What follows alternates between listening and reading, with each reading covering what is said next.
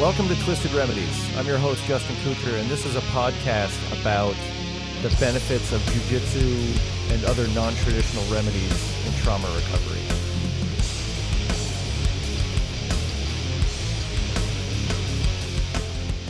Okay, we are back on Twisted Remedies podcast. My guest today is Kai Cook. Kai is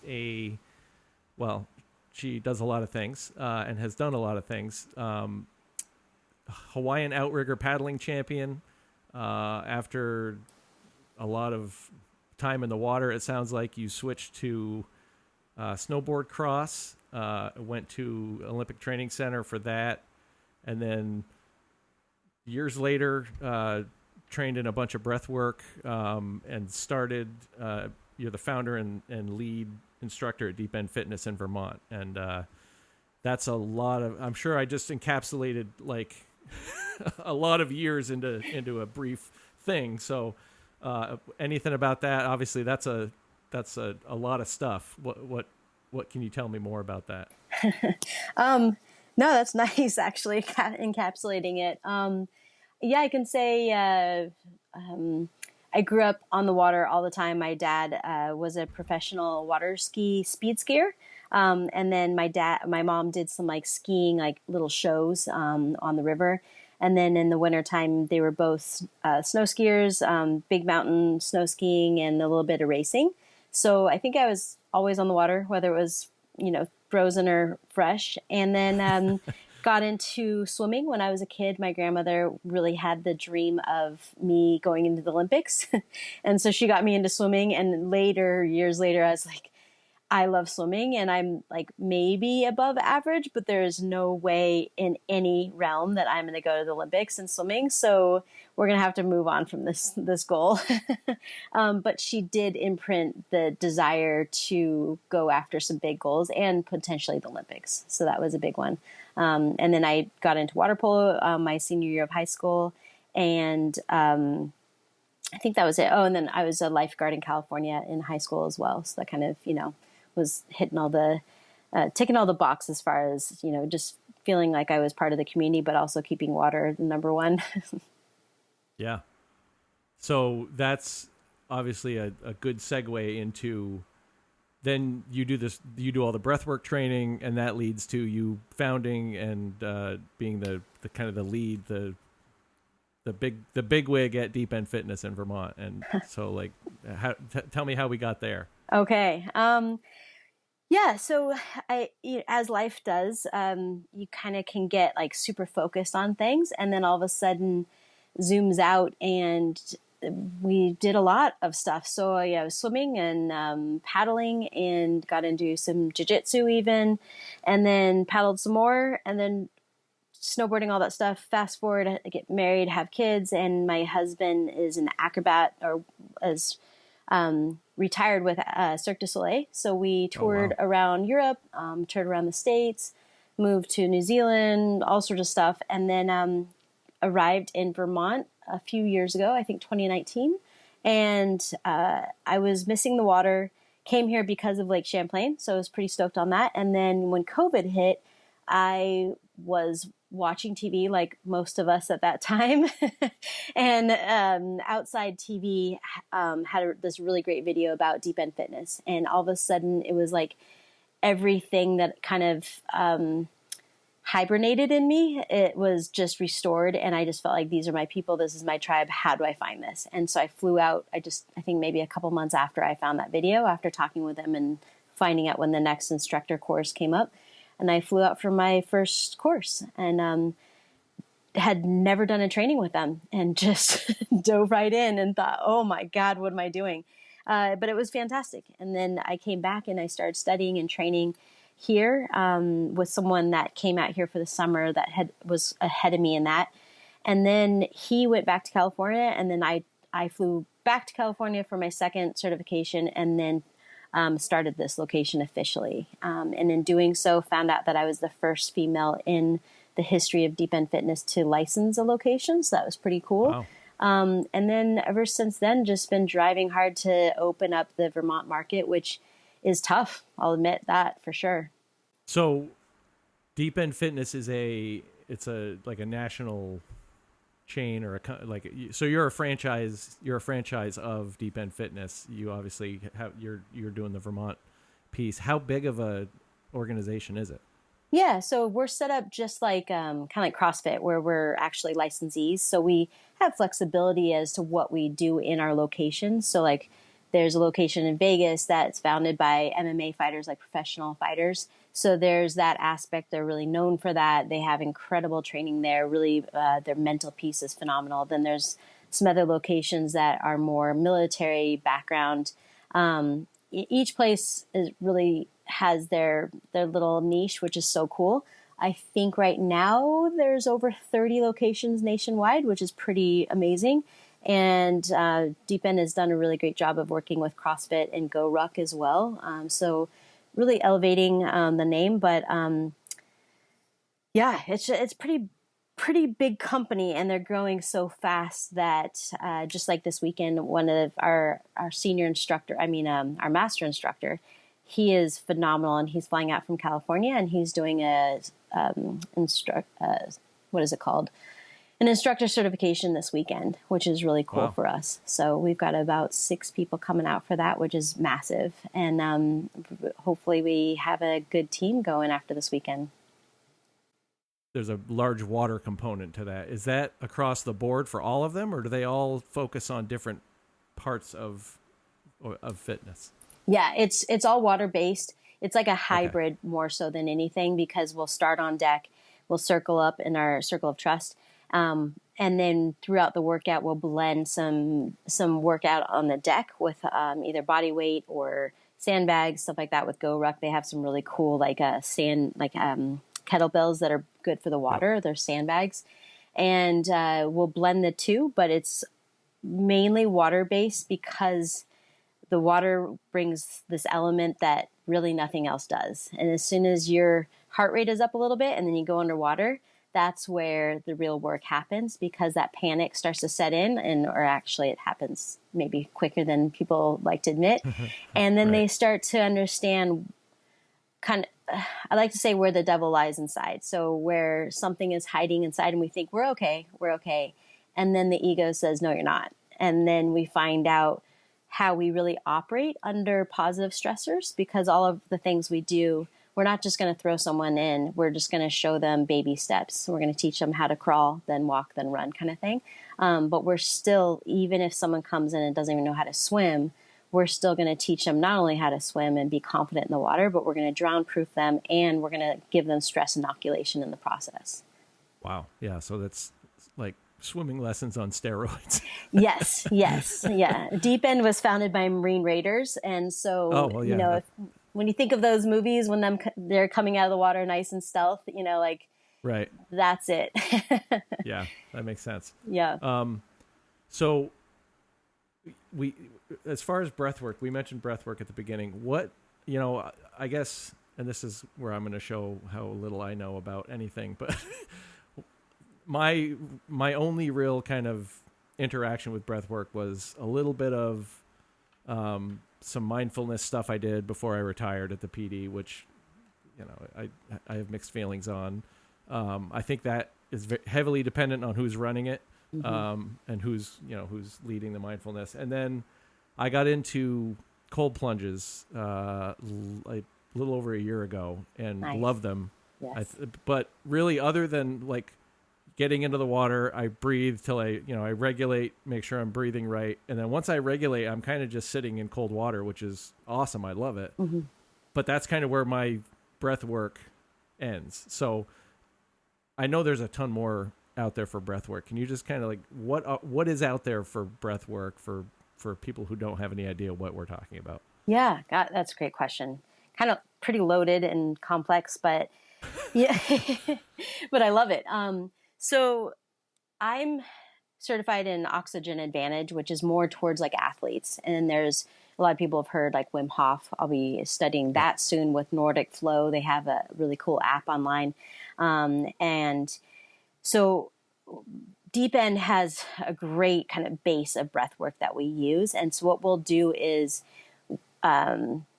we will lead people into like pre-breathing. So we'll teach them kind of how to expand their lungs. And there's this breath style called LSD breathing, which is kind of funny, but it's really, it goes perfectly because it starts to put people in flow really easily.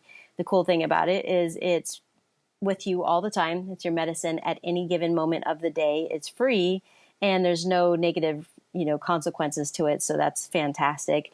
But it's long, slow, deep breathing. So when people learn how to do LSD breathing, imagine right now you can do it, is you're breathing in through your nose and you're breathing in so gently as to not even disturb a nasal hair. So that's kind of the ninja breathing you're thinking about. And by doing that, it allows you to fill up your lungs more so than we normally do. Because most of the time we're not breathing into the lowest part of our lungs. That's often left like dead space. And that's where it's shown in numerous journals that dead space and that not getting kind of cleaned out and expanded and fulfilled is where anxiety, depression, disease can come from, because we're not actually using the lungs the way that they're supposed to. So when we use certain breath patterns, and we can do breath patterns that help with asthma, we help with anxiety, help with sports performance, mental performance. But the biggest thing is when you're expanding your lungs and deepening that breath into the lowest part of the lungs, and then you start to add the breath holds, whether it's an inhale and hold or exhale and hold or both, then you start to bring that. It's not just about the oxygen and pulling in oxygen into the lungs, which I think a lot of people think of like, oh, if I get a long, big deep breath, that's okay. Well, that's only part of it. You get the inhale, nasally preferably, and then you also get the exhale. So when you're moving CO2, that's actually the money. The oxygen is really just to help us move CO2, which is where we get the benefits. And when you're moving CO2, you're also starting to push oxygen into the cells. So we have to have both. And then when we're breathing nasally, you're getting that pull of nitric oxide, which is just right behind the sinuses. And that's why we want to be breathing nasally as much as possible. Even someone in a workout, like a CrossFit workout, ideally, if they're not a competitive or a competitor, they should be able to do a whole entire CrossFit workout nasally. That's the gold standard. And that is hard, which means if they want to get better at breathing, then they hold themselves to that, and they can even tape their mouth, which, there's a bunch of brands out there, but they do the entire workout with their mouth closed. And if that means they have to lower their threshold or their intensity, then you do it. And then over time, and it's not very long, they will get back to that intensity level nasally. And that means they'll recover faster and they actually have more oxygen to use, instead of just like, sometimes people will, give everything they can and work out and then flop to the ground.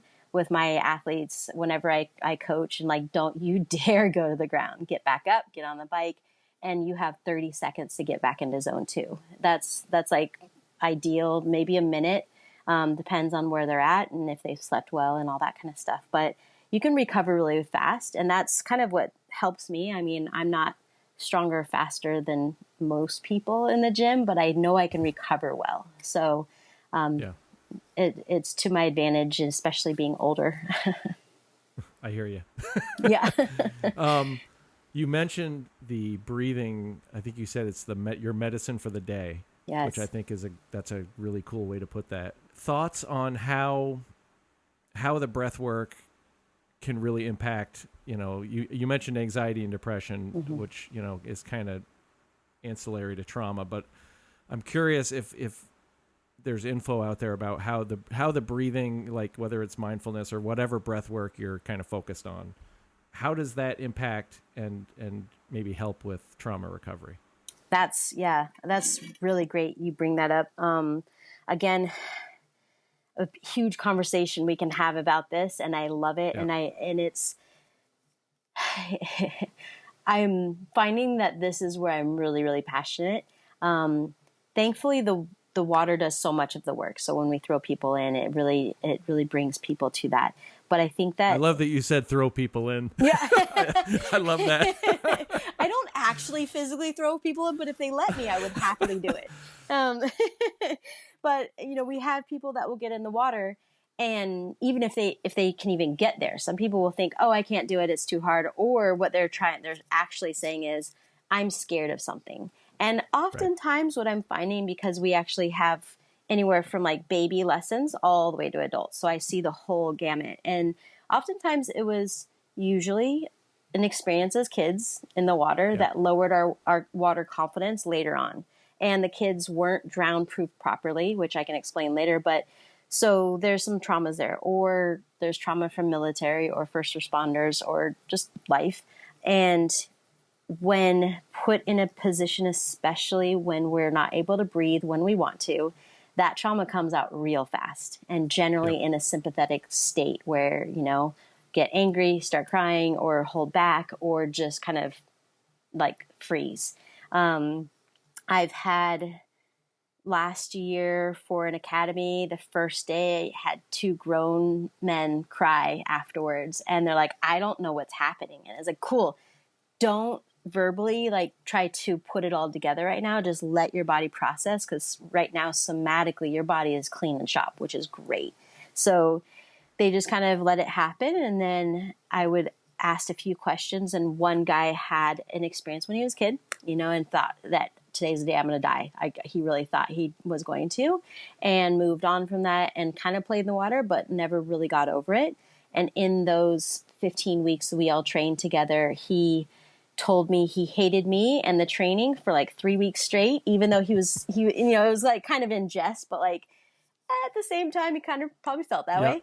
There's a little And bit of truth in there somewhere. for sure. And Yeah. that's when we get in the water. Like usually coaches are on deck. And if we have enough safety swimmers, because safety is the most important thing with our training, we'll get in the water. And I was right there with him, like, cool, I'm right here with you. I'm going to bob with you. I'm going to swim with you. I'm going to make sure that you not only process this trauma, but we're going to go all the way back to feeling so confident in the water that no matter what happens, that you can do anything. And that was the case. But anyway, as far as trauma goes, I truly believe that trauma is there to be unlocked. I do believe that it's not there to stuff into our body, stuff into our mind, and hold it for the rest of our lives. It destroys people that way. And there's a reason it does. It's because we're not supposed to hold on to that ever.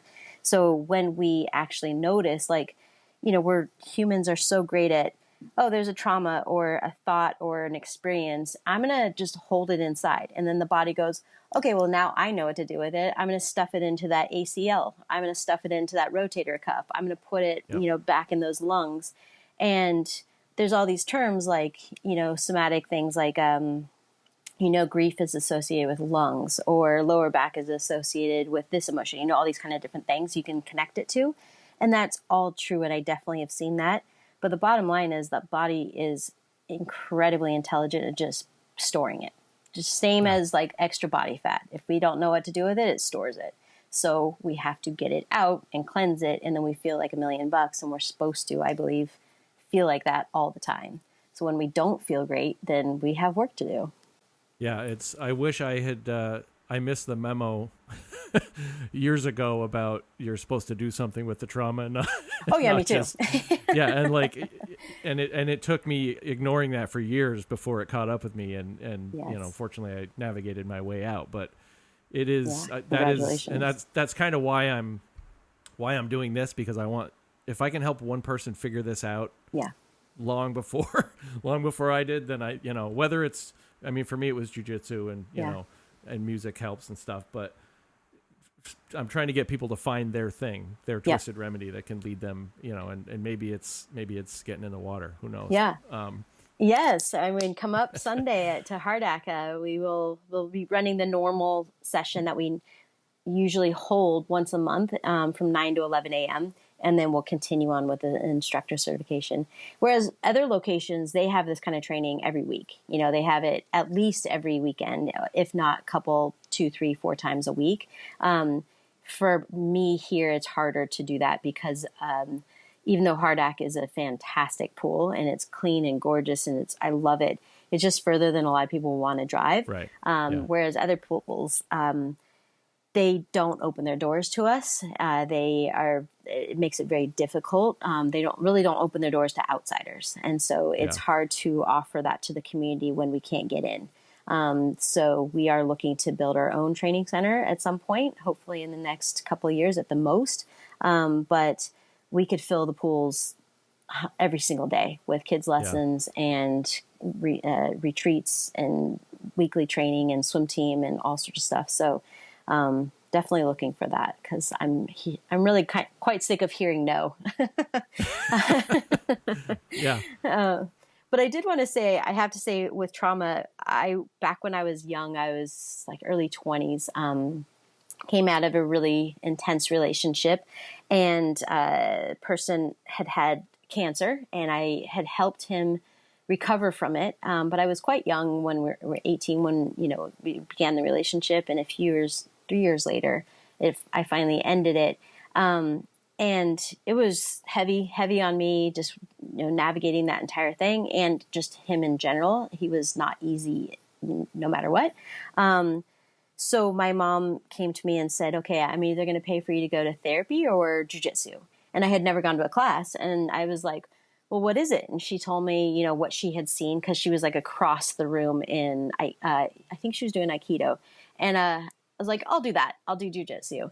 And I was the only girl, and I came in, and I was very fit at the time. And I think it was maybe 2 weeks after I started training, they said, why are you here? And I said, well, I think I've been under a lot of stress for the last couple of years.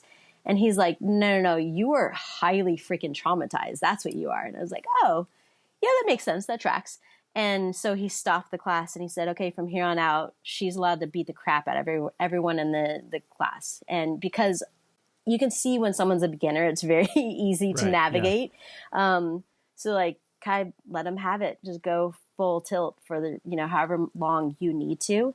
And I swear still to this day that made me whole again. It was the best experience I'd ever had. What do you think it is about, to me, that's like, there's a mind body connection there. Mm-hmm. What was it about being able to work through that, like on the mats, that was so profound for you, do you think? I think when you have that camaraderie and that community, that's huge, because for whatever reason, this is just my interpretation or my perspective, is it seems like a lot of humans will act like we're okay when we're all like not, in certain areas. A great example is watching middle schoolers. It's like, we all know this is a shit show. Like, stop acting like no one is not part of this with the hormones and everything like that. Like, there's so much going on. It's very hard to navigate just being true and natural to yourself. So I feel like the more we talk about it, the more we create an environment where you do not let the ego come in. Ego stops as soon as you walk across the threshold, and then you communicate. And not saying that we have to dump our problems and air dirty laundry all the time, but when we're all just being very honest with each other, I think that really cracks open the heart and allows a lot of stuff to actually process. And then the physical part of it, whether it's a workout or just where it seems like you're trying to beat someone up, but obviously it's very controlled, and it's the most amazing thing is you're basically just playing mental and physical chess with that person. I think is phenomenal. It kind of squeezes the brain out like a sponge. And then you have all those mini victories. Those really matter, especially when you go for something and you have a little victory. Neurologically, that's recipe for success. And then you're breathing, and when you're not breathing because someone's choking you, you really appreciate when you can get yourself out of it. So I definitely feel like when you have certain things taken away from you, whether it's your arm or your physical space and you're claustrophobic or your breath, you start to really appreciate the finer things in life, it really starts to whittle down to just a few things. Yeah. So that's just my perspective. Yeah. No, I think that's right on. So that to me, that sort of ties in with what you're doing in the water, right? Like, is there a similarity there, do you think, between that claustrophobic, you're new to jujitsu and it's like, oh my God, I'm being smothered constantly. Obviously you're not getting smothered under the water, but I feel like there's a correlation in there with the two. Oh, it's huge. The more we're talking about it, I really do feel like DEF or deep end is like the water version of jujitsu in a way, because, well, one, you have to look up UTL, which is the game. It's Underwater Torpedo League. That's associated with deep end. So deep end is like the cool. training modality, and then there's the game. So we drop 2 nets at the deep end of the pool, so it's often 12 feet. So you drop these weighted nets down there, and they're smaller. And then we have a torpedo, which is funny because people are like, you mean like the thing I used to play with when I'm a kid? It's like, yeah, but these are actually professional grade. And they're like, when you send it in the water, they go forever, and they're phenomenal. They're super cool. So you have these 2 nets, break it up into 2 teams, and it's basically jujitsu and I guess kind of like hockey or soccer underwater, because if you have the torpedo, you can get attacked. And so people are like arm barring each other and choking each other, trying to get the torpedo away from each other. But you also are at 12 feet underwater. So you're trying to navigate how long can I actually hold my breath under tension while someone's being attacked. And then when do I not screw my other teammates by just ditching it? And then someone has to swim extra underwater to go get it. Like Right. You're trying to get it to someone else's hand, and then you go up. So someone watching from the surface, it looks like whack-a-mole. Like there's just kind of like heads just kind of going up and down. Yeah. But when you can watch it underwater, which they have like very competitive games back in California, and there's camera crew and everything underwater, it's phenomenal. It's kind of like watching water polo, where it's just like, no way, this is so gnarly. But it's the same kind of thing. Like you're so damn happy when you can get a breath. And then you're so happy when you can get back under there and take care of your teammates and score a goal or assist or however. It's the coolest thing in the world. So start to take away all the things one cherishes in the world, and it gets real very fast. Yeah. Underwater Torpedo League. Yeah, it's amazing. Now I have to go look that up. It is. I'll probably go down the rabbit hole there. So yeah, they're doing a great job with it. We play around with it here. I usually reserve it for kind of like I work with the Burlington Fire Department, and they put their guys through their academy. Every year the academy goes through, so they get to play with it. They love it. I usually kind of reserve it for like military or special groups because it's pretty intense. Right. But we'll introduce it to like normal everyday training, as long as the crowd is in support of it. I don't want people to, see it and go, yeah, I'm out. I'm not doing this. Right. But it's fantastic. So how long did you train jiu-jitsu? Oh, only like 10 months. I wish I had continued. My very good friend who I became best friends with, she started probably about halfway through when I did. I left and moved on to some other things. She's continued to train, and she's a black belt now. And she's always like, let's train. And like, yeah, right. You are going to kill me. So I would love to go back and train with her. But I don't know. The more and more I feel like it's time to go back, maybe. There's always room on the mats. Yeah. And I'm just a lot older and more rigid, I feel like, in my body now, So yeah, I feel it every time. But yeah. Literally the mental benefits that I get from it are just so, like, I'm willing to like limp up the stairs if I can have the mental health benefits from it. So exactly. It's worth every penny. I just think that's so important, especially nowadays when you kind of look at like each generation and kind of the strengths of each generation. I feel like our generation, our parents and grandparents, we really valued hard work and like the benefits from that hard work. And now it's I would like to grab people and throw them in the water or throw them on a mat and say, like, freaking learn how to work hard, because of the benefits. And I'm seeing that as like a lost art almost for a lot of people, like generations lower or younger, is that they haven't pushed themselves. And I know I'm generalizing, so I'm not trying to like piss off everybody, but I am seeing less and less people hungry for hard work And that's where that flow is, and that euphoria is, and that feeling of pride because you worked for it. I mean, just the other day I was getting some hay out, not for horses, unfortunately, but for our bunnies. But like bales of hay are heavy, and I was like, okay, girls, lift it up. And they're like, it's heavy. I'm like, I know. That's why I want you to lift it up. I want you to like grab that. And it was really cool to watch each of them struggle. But when they did, even just for a little bit, they're like, ooh, yeah, that was great. And it's like, yeah, more of that, like more and more and more of that, so that you're stoked for what you do in life.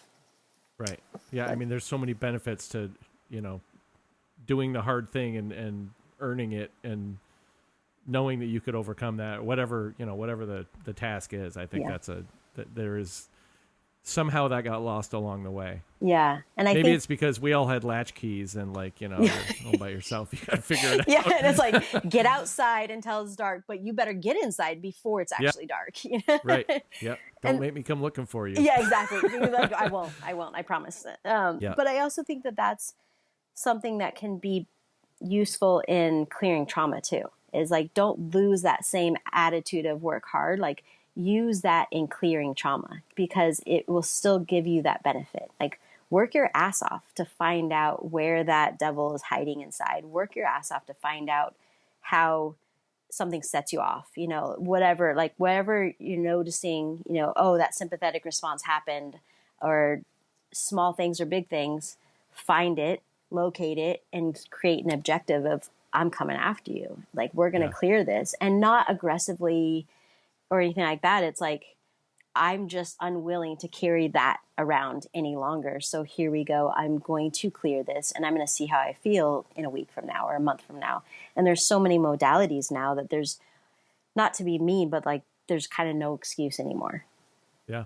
Well, and the downside is if you don't put that work in, the longer that goes on, exactly, you end up in a place where you're looking to options that aren't really options, and it's and things get worse. So exactly. And I feel like that's us humans too, is like, I've got it, I'm fine, I can do this, I'm Superman, I'm Superwoman. But the problem is even though we're capable of so much, we don't realize that we're actually capable of being in flow all the time. And so we don't have to drag all that weight around all the time, even though we feel like we're accomplishing it.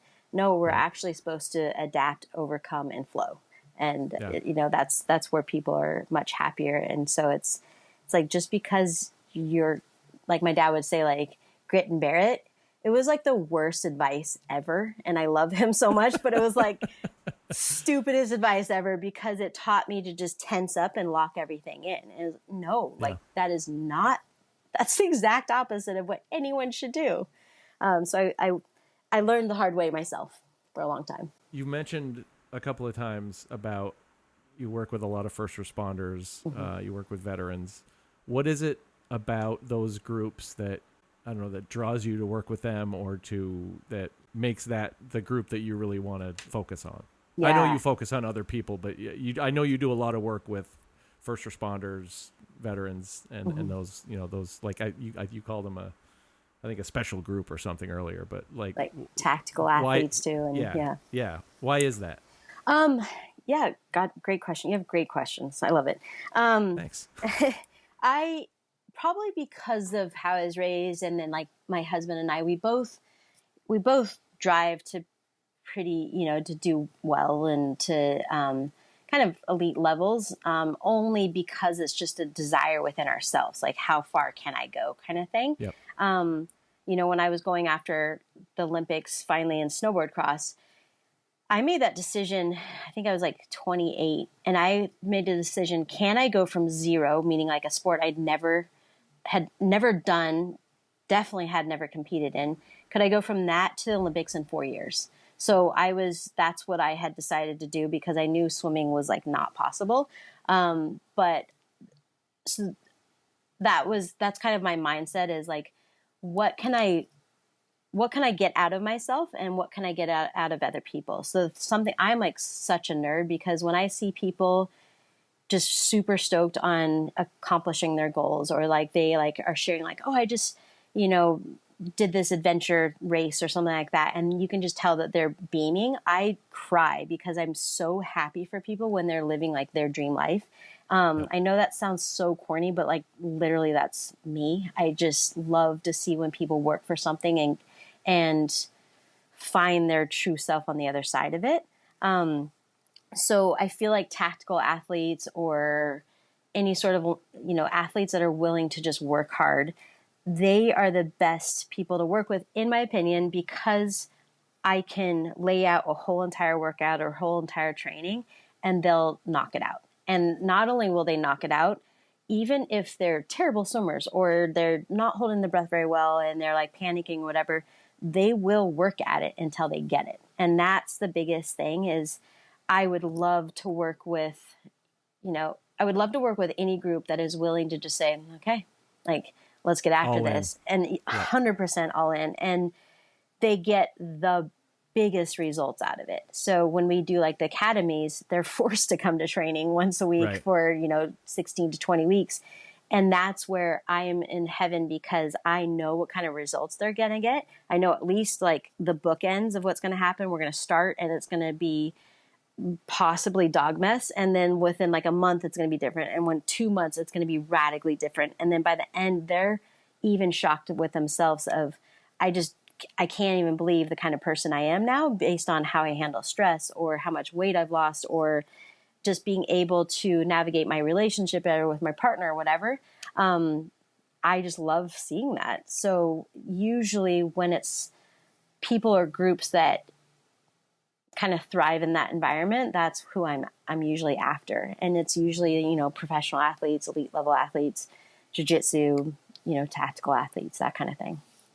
So that strikes me, especially with like first responders and vets. You know, if they're told to show up there, they're going to do what they're told, right? Like they're going to show up and do Yes. what they're told.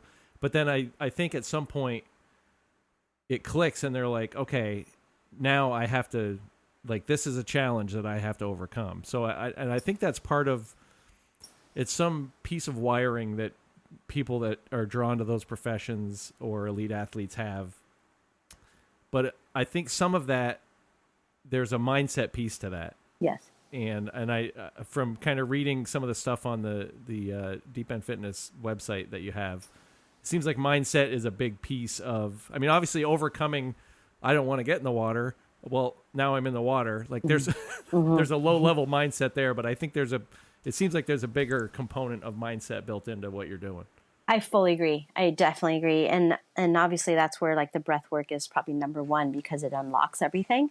And a great breath trainer is gonna take someone on a big adventure, and they're gonna unlock many, many layers of a person's being and mindset. Because I think that when we clear the mindset, we clear our perceptions, we clear the lenses, then we start to see life perhaps differently or the way it's supposed to be instead of what we think it is. And like the stories and how we navigate life sometimes can be very interesting. It's interesting how like my husband and I, we've been together for, you know, a decade and a half, and we've gone all over the place. We've traveled all over the world. We have 3 children, and only now are we really diving into how we perceive each other. So like for me, a trauma that I'm still working through is I love my dad so much, but his reaction to stress is he would explode. You know, like we'd leave our towels on the ground all the time because we're always swimming. And he'd be like, if this mother freaking towel is left on the ground one more damn day, you know, and I get it as a parent. But as a kid, it was just like, it's a stupid towel, and why are you exploding? Right. And so it was into my system of like, I'm just going to retreat. And like, if I see anyone lose their stuff, I'm going to just pull away, and I'm going to just watch you, and I'm going to learn how to navigate you, but I'm going to stay away. And my husband is the exact opposite, where he's like super energetic, super passionate. Like he's a gymnast, he's an acrobat. So he takes up space when he needs to, and he's all in. And I would perceive that as threatening sometimes. So I'd be like, oh, you know, I need to back off. And it's only now that I'm learning how to see that and go, wait, are you mad at me or are you just being all in? And then when he's Right. like, yeah, I'm fine. I'm like, oh, wait a minute, I'm okay. And then I'm starting to like pull it all back.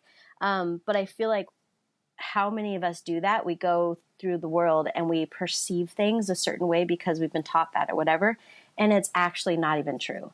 And Yeah. so can we clear that and actually zero out the mind, zero out our interpretations, and even zero out the ego? And I feel like the mental part is every time we go to a training is we go through our ethos. And the number one thing is, did you check your ego? Because we have to check the ego, and you are allowed to have sympathetic reactions. You're allowed to cry here. You're allowed to share. You're allowed to get angry. And the more you're honest about that, I know where you are on that level. So I can actually tune in and bring you back down, and then bring you up and bring you back down, and go back and forth. And I'm going to change that dial so many times that I'm going to leave you completely wrung out afterwards. And all of a sudden you're like, oh, I'm actually done with that one. Like, I'm totally good. And I'm never going to revisit that thing again. That's fascinating, because as you're describing that, like I one of the things I talk to people about is what does trauma informed jujitsu look like? And all of the things you just described you're basically doing like your thing, only it's incredibly trauma informed, because you're like, all right, these are the rules. This is, and everybody knows what they are. And you're kind of leading people through this with a thoughtful approach to like, how do I get them through this, instead of just, we're going to train and here's what we're doing. And if you can't keep up, then, exactly. you're screwed. So that's fascinating, because that feels trauma. I don't know if you call it that, but that feels trauma informed to me. 100%. I mean, that's what's so cool about Deep End. And I know I'm biased, but every single location, someone's going to experience that, whether it's, coming from jiu-jitsu, instructors, or MMA fighters, or, Marine Raiders, or myself, who's actually never been in the military, but somehow I'm, drawn to that, but like a competitive athlete. We're all using the water to just squeeze that stuff out, and holding a space where you're going to, at some point in this workout, everyone is going to come face to face with some fears, or they're going to be like, I can't hold my breath from this wall to this wall, even though it's only about 23 seconds, but movement, time under tension, I can do that. And then all of a sudden we train them up, I mean, this is within 5 minutes. And we're like, okay, we're going to, step A is you're just going to glide off the wall. Step B is you're going to glide, and then you're going to pull, and then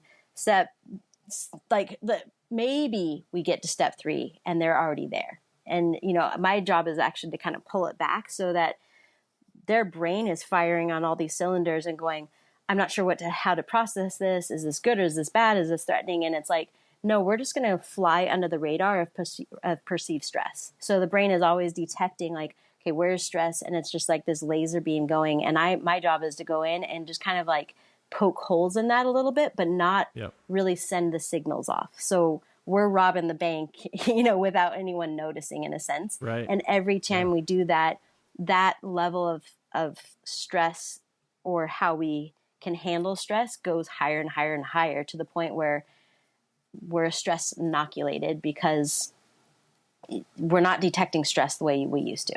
Yeah. I don't know if that answered your question. No, it is. That's I'm like processing all of that, because it's I find all of that fascinating. That part of why I'm doing this is so that people can get this understanding that you don't just have to go. Not that going to therapy is bad. Like, no. My therapist is awesome. Beth was on a recent episode, and like, that's great, but that's not the only thing that's out there. There are other things that people can go do that can help them out from under the the massive weight that they might be carrying. And this is one of those things that I remember when we met in Beth's office, actually. Where she was kind of networking, and we had talked about this, and I was like, that's really like, I had no idea that this was a thing that was out there. And now a year and a half or whatever later, here we're talking on a podcast about it. I think know. That's so cool. It's super cool. And that's the thing, is I feel like anybody that's wanting to either get fit or process trauma or just feel better, I mean, all of that is all encompassing, it can be fun, like Right. going to jujitsu and getting on the mat is fun. Yeah. Like even though your head is going to get, slimy from someone's armpit or whatever, like it's still so incredibly fun to just go and have this experience with other people. So I feel like number one is finding communities that really resonate, and finding that camaraderie and that reverence is enormous. So, I mean, like I am so blessed. I work with a company called Big Fish Foundation, and these are Tosh, who leads it. He is just an all-star when it comes to the military, and I'm not even going to go into his background because I would not do it justice. But he's a pretty big heavy hitter, and with CrossFit, I think he's like a level 4 CrossFit instructor. I'm not sure if he's pulled away from that or not. But pretty knowledgeable guy, has definitely led some people, and now has this foundation that serves vets coming out of the military and helping them kind of settle into normal life.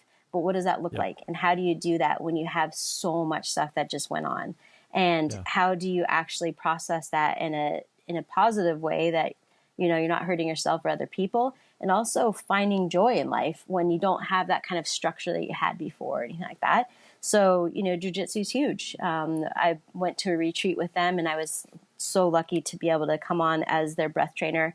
And they were boxing in the morning. It was just like, okay, we're going to box, or you're going to do breath work. And so, at first, like, people were like, yeah, we're going to box. And then the next day, everyone was doing breath work with me. Yeah. But then, people were crying, and they're like, what the crap? Where can I go where I'm not hurt? And it's like, no, you're not going to get hurt from anything. You crying is not a bad thing. We're actually here to Yeah. serve you, and we're not going to let you leave with that 200 pounds on your back right now. Like, we're going to actually send you home the more, hopefully, your authentic self. And it's actually can be fun. It can be great. You can talk with people. So I think it's all about community, number one. What's the secret though? Because there's a huge vulnerability piece in what you're describing. Mm-hmm. And I know it's a thing. I mean, it's definitely a thing with law enforcement. I don't know. Firefighters probably have a certain sense of it, although, they're wired a little different anyway, in a good way, not in a bad way. Yeah. Anybody listening. And like veterans are wired that way. Like, how do you overcome that? Because to deal with this stuff, you kind of have to meet it halfway, and there's a certain amount of vulnerability that comes out. Yeah. And I feel like in jiu-jitsu, there's a piece of it there where you're trusting this other person with your safety, and it's probably the same with people getting in the water. Like, they're trusting you and your team to take care of them in the water, and you're trusting your partner on the mats to take care of you on the mats. But I think when what you're describing with the breath work and things are starting to, get processed and leak out, that's a bigger step in vulnerability than I think a lot of people get too easy. Yes. In those fields. How do you overcome that? Yeah. Again, great one. So something that Deep End set up, which I think is just brilliant and absolutely invaluable, and I don't think any location would ever run a session without this, is, like I said, that circle of trust. So when everyone gets there and everyone has made it, and we're time to go, we circle up literally, and we go through and we share who we are and any background like swimming or something like that. We share our goal for the day, and for people that have come before, they can share that, like, I've really been struggling with like the 50 underwater. Yep. I really want to get after it. Or I've been struggling at home, like I'm just still like kind of like just getting so frustrated so easily, that kind of stuff. So people will share, whether it's like something in that session or something that they're still, working on themselves. We'll have people come and they're like, I'm working on sobriety. Like I'm like a week in, and it's like, okay, cool. How do you want to feel when you leave here? What's your goal today? So the biggest thing is that circle of trust, I think, is the number one, because not only is it that community, but it's that vulnerability, like you just said. And we remind them, we don't bring our egos. So right now, while we're here, we're sharing with each other, and nothing leaves the circle. So you guys are safe to say something, and we're all here with each other. And if you don't actually share, at least one little thing, you're kind of like the weirdo, because it's like, hey, we're here to hold you space for you, and we Yeah. want you to win in this. And so if you're not, you're already showing that you're scared, you're egotistical, and like you're not going to crack open. And that's the name of the game when we're training. So Yeah. you might as well, like bring full courage, because we're coming after you no matter what. Right. So I think vulnerability is the number one thing. And I am a dork about that. Like, I love it so much because that's like the secret sauce, it's just like, Right. that's what's gonna get you there. And if you can't open up, then why do you think you can't open up? Because you can. And that's where Yeah. I feel like the water or the mat is really good, because it transcends the mental limitations, or more the mental blocks that were like, I can only go this level, or I can only do so much. And then you take them so much further, and it's like, okay, you're outside of what you thought was absolutely possible.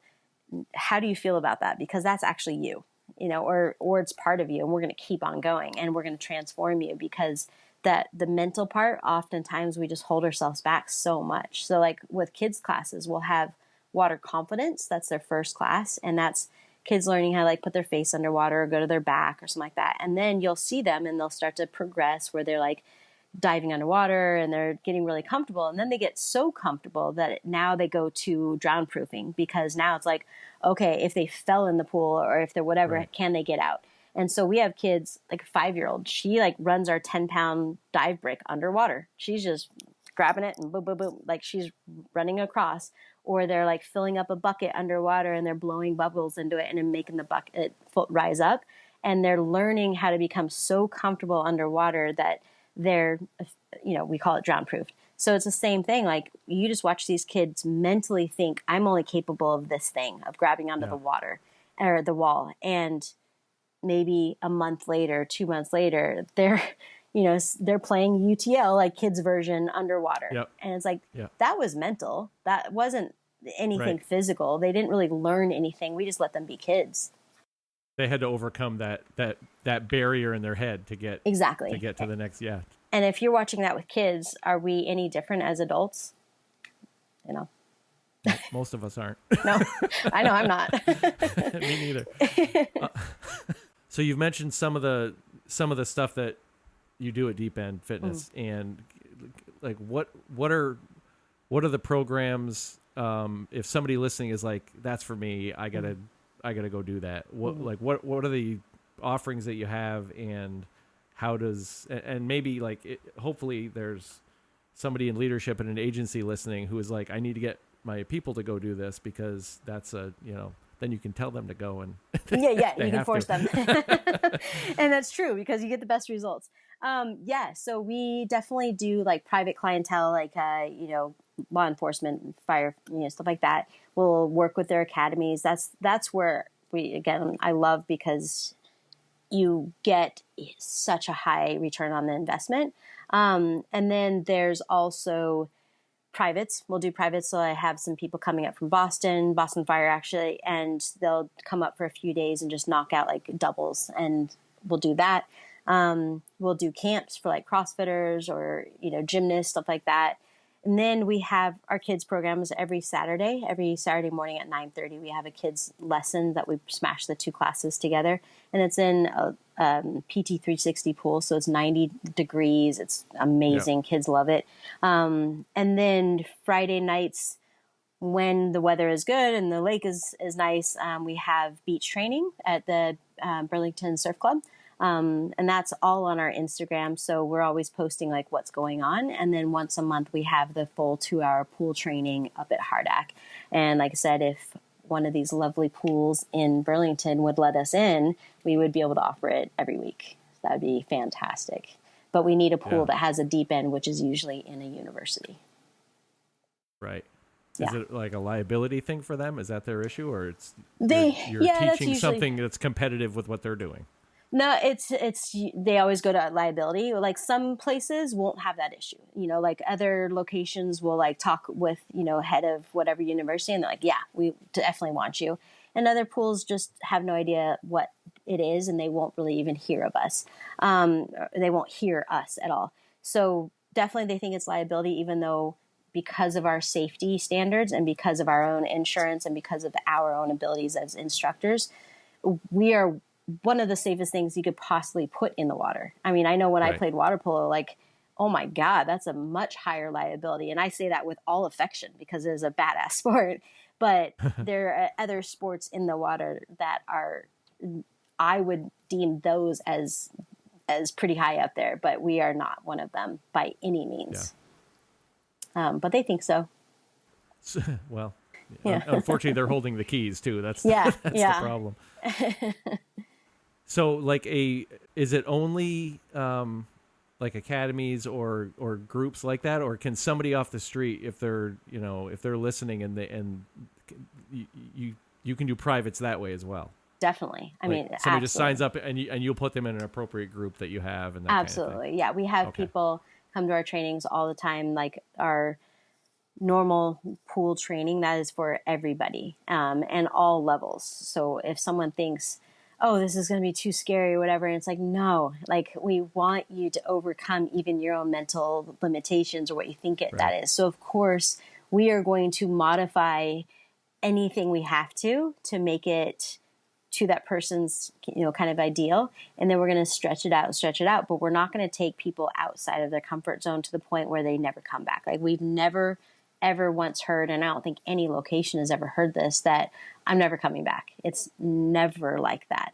When we are hired by like the fire department or something like that, and we have to turn it up a lot right away, I hear a lot of swear words at first and they're shocked and they're like, oh my God, that was gnarly. But they're so stoked to keep coming back, and they're looking forward to it in ways that they never expected, because they're like, wow, I had no idea what to expect. And now all of a sudden I'm making these strides that I never even knew were possible. But yeah, people like other locations where there's pools that, they have training 2 to 4 times a week. They sign up, there's monthly memberships, just like any, CrossFit or something like that. And they find their times that work for them. They train. So the thing that's holding this back from becoming more accessible for everybody is location, is having like your own spot. Yep, exactly. Yep. Yeah. So the lake isn't always the good temperature to get. Yeah. Unfortunately, it's not always the temperature. It's always, sometimes it's the blue-green algae, stuff like that. Yeah. But so, we've gotten really creative, and like, we'll do cold plunge and sauna and stuff like that. And we'll add in all the breath training that way. So we are finding just about every possible way to create hybrid, trainings. But yeah, ideally it would be phenomenal if we could train 2 to 4 times a week and have that available to everybody at different times. And that's kind of the standard of how deep end training goes for most locations. And you're working toward that. Obviously, that's the goal here. Yeah. And we've done a lot. We've grown massively in the 2 years. I mean, it's just unbelievable. So we're doing very, very well. And I've learned how to affectionately just bust down doors and like, hi, I'm here. Kind of like Ted Lasso, where he just like pokes his head around the corner.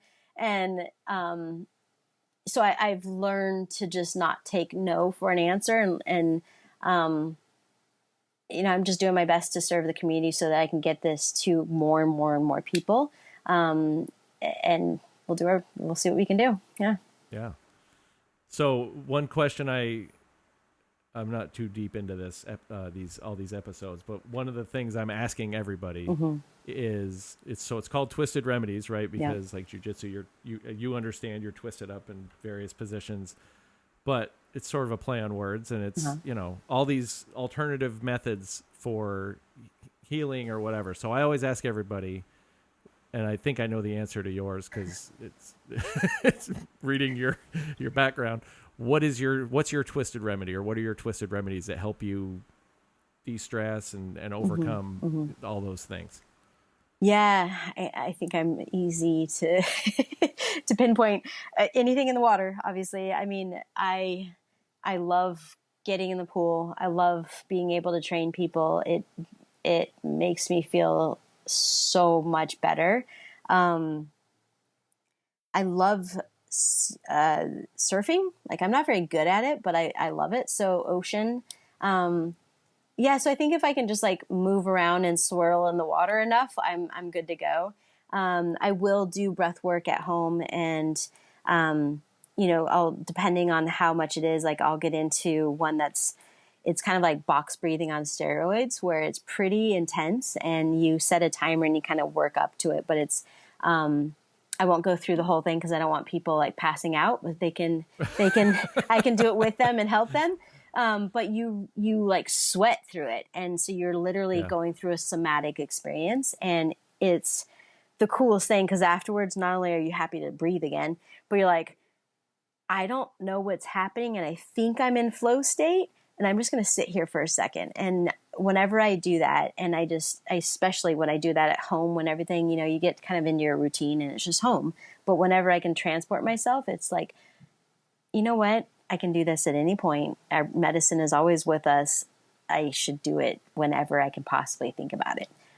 So honestly, whenever I'm doing what I suggest my clients do, I feel pretty good. I think that's a good testimonial to what you're doing for that for everybody else to jump on board for sure. Yeah, it's pretty rad. So we'll have to get your crew over, and we can throw everyone in the water, and then we'll Yeah. bring our crew and jump on the mats. Love that. That'd be great. Anything coming up that you wanna throw out for people that are so they know what's coming? Yeah. So this weekend, Sunday, what is that, the 14th, July 14th, we are having our instructor certification, which is really big because the Vermont location is kind of small. I've been running it myself for the last 2 years, and I am so excited to have some teammates coming on board. We are also still looking for a media intern right now, someone that is willing to help us just kind of clean things up a little bit on our website and with our merchandise. And then we'll turn that into a full-time job for them. But then I'm also going to start opening up a location possibly in New Jersey, North New Jersey. So we're going to look at the New York market. So myself and another person, Dr. Rob Williams, who is a co-owner with Nordic Flow, we're going to start taking over and building out the Northeast much more because we actually don't have that. I mean, the closest location from what I understand, I think is in the Carolinas. So we can definitely start to help and like bridge those gaps. So this weekend is a really big deal because we have more people joining than we ever have. And then we also have that session from 9 to 11 that's available for the whole general public. So I think that's probably the biggest thing. Yeah. And then Friday, if the weather is nice, we'll be at the beach. And then people can just find out what's going on if they follow us on the Instagram, because that's where we're always, sending out information. Yeah, I'll put the Instagram link in the show notes too, Cool. so people can click right on it and get there. Yeah. How about you And the guys? Do you have website. anything coming up at the gym or the dojo? Do you have? There's always a class or something going on. I mean, I'm sort of in my, I go to the I'm still going to the law enforcement only class during the day just because that's my group that I started with. But I'm actually going to the night class tomorrow night. And yeah, so there's always something going on. Yeah. They do Muay Thai, they do Nice. MMA, they do Jiu-Jitsu, they do Japanese Jiu-Jitsu, they do all kinds of stuff. So And where is this? UFAI, United Fighting Arts Institute in South Burlington. Oh, Wilson Road. okay. Nice. Yeah. Okay. Definitely have to come and check that out. That is fantastic. Yeah, so they have a lot of stuff going on. So Okay. yeah, I thank you so much for coming on. This was as fascinating as I hoped it would be, and we'll have to probably do this again because I think there's a ton more stuff we could get into.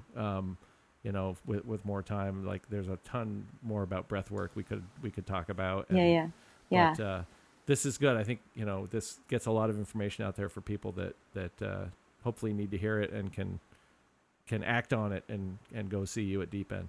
Well, I appreciate it so much, and I'm really glad that you started this. I think it's fantastic, and especially after talking with you a little while ago, and then here you are, and I think it's so great for people to see that you can bridge the gap in all these different ways, especially with jiu-jitsu, that makes you feel incredible. So why not? Why not go Yeah. after it? I think it's great. I'd rather be sore and know why than be sore from sitting on the couch and doing Oh nothing. my God. Yes. I know, like after a long car ride, like how did that just mess me up? Like, oh, I stood up too quick and everything hurts. I'd rather it hurt for, other reasons. So, Yeah, because you submitted somebody or you learned something out of it that is so valuable. It's like, I'll take it. That was worth it every bit. Yeah. Well, cool. I really appreciate you having me on. This was great.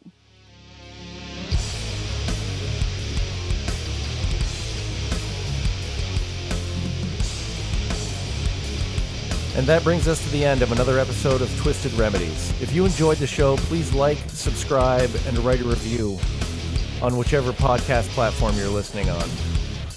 Also, if you'd like to ask a question about something you've heard on an episode or didn't hear on an episode, or you'd like to recommend a topic or a guest, please go to twistedremedies.com and connect with me there.